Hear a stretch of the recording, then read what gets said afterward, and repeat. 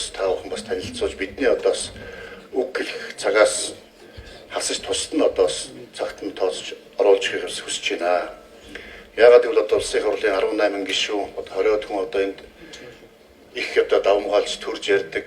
Засгийн газрын одоо нэг 4-5 нөхөр энд нэг жоохон тиймэрхүү байдалтай хуралдаан тийм явах юм шиг байна. Хүснээ ярьдаг.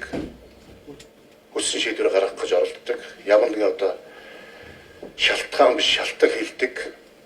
Ийм байдлаар хуралдаа одоо нэг тийм байдлаар их хурлын чуулганы хуралдааж тэгж явсан одоо энэ ч нэг тиймэрхүү хүч төрсөн байдлаар их хурлын үндсэн хуулийн цэцэд заагаад явчих юм шиг байна. Тэгэхээр би бас жоох харамсаж байна. Битээ гэж яваасаа нэг адилхан үйлчлээс хоёр талд.